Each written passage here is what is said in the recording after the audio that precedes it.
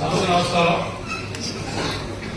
ముఖ్యంగా బెంగళూరులో సిహెచ్సిలో ఎక్స్రే ఎందుకు పనిచేయట్లేదు, ఎవరి కోసం ఆ ఎక్స్రేని కొనుగోలు చేశారు, దాని పరికరాలు ఎవరి పర్మిషన్తో మీరు వేరే హాస్పిటల్కి పంపించారు.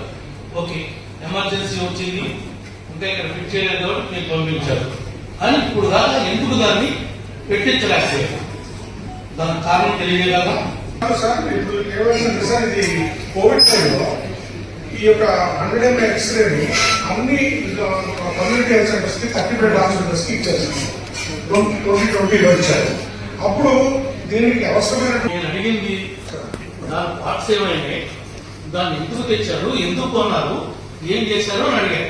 మీరేంటి పాత ఆయన ఏదో చేశాడు, మీరు వచ్చారు, పాత డిసిహెచ్ఎస్ వల్ల ఇక్కడ జరిగింది, ఇలా అవసరం లేకపోయినా కోవిడ్ టైంలో మీరు ఇండియన్ ప్లే చేశారు, అన్ని పార్ట్స్ ఉంటేనే కదా డబ్బులు పే చేయాల్సింది, వాళ్ళకి డబ్బులు పే ఎందుకు డబ్బులు ఇచ్చారు, ఇచ్చినటువంటి వాళ్ళు ఎవరు, ఇప్పుడు వరకు తీసుకున్నటువంటి చర్యలు ఏంటి, ఎందుకు అంత 100 బెడ్ల హాస్పిటల్ పెట్టి మీరు ఉన్న ఎక్స్రే రూమ్ పెట్టి ఎక్స్రేలో కొన్ని పార్కులు పెట్టి కొన్ని పార్కులు చెత్తలపూడి పంపించి ఏం చేద్దాం అనుకుంటున్నారు హాస్పిటల్స్ ని?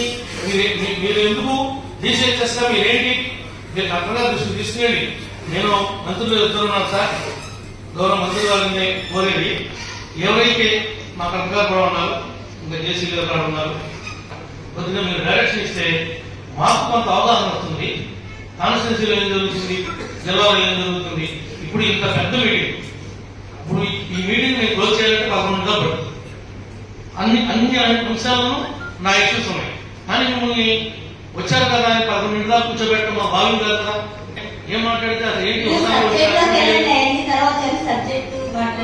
రాగమ్మా, రాగానే జిల్లా మంత్రులు ఉన్నారు, కలెక్టర్ గారు ఉన్నారు, నేను అడ్రస్ చేస్తున్నా. మీరు నేను మాట్లాడుతున్నాను, నేను మాకున్నటువంటి సమస్యలు చెప్తున్నా. ఇది నా ప్లాట్ఫామ్, నేను అప్పుడు ఎలా చేద్దాం మాట్లాడినా మాకున్నటువంటి ఇబ్బందులు మేము చెప్పుకునేటువంటి హక్కు ఇది. మాకు చట్టం ద్వారా వచ్చినటువంటి, శాసనం ద్వారా వచ్చినటువంటి హక్కు చెప్పండి. మేము మా బాధలు చెప్పుకోవాలి, మా ఎమ్మెల్యే బాధలు చెప్పుకోవాలి, మా తాలూకా ఉన్న విషయాన్ని ప్రజల తాలూకా చెప్పాలి. మీరు నామని చెప్తాను, మీరు ఆగమంటే మీరు చేపట్టిన మాత్రం నేను ఆగడం లేదు. అసలు విషయం చెప్పాను. మా బాధ తాలూకా ఉన్న విషయాలు ఇద్దరు మంత్రుల గారికి, కలెక్టర్ గారికి, జేసీ గారికి, జిల్లా అధికారులకి, జడ్పీటీసీ సభ్యులకి, ఎంపీపీకి అందరూ కూడా అర్థమయ్యే ఉంటుందని నేను భావిస్తా ఉన్నాను. చెప్పాలంటే ఇది ఉదయం 11 గంటల మొదటి సాయంత్రం 4 గంటల మీటింగ్, మొక్కుబడి మీటింగ్ పెట్టి మాట్లాడేమంటే ఎలా మాట్లాడతాం మేము? ఆన్సర్ నాకే అర్థం కాదు. నేను ఆయన చెప్పిన ఆన్సర్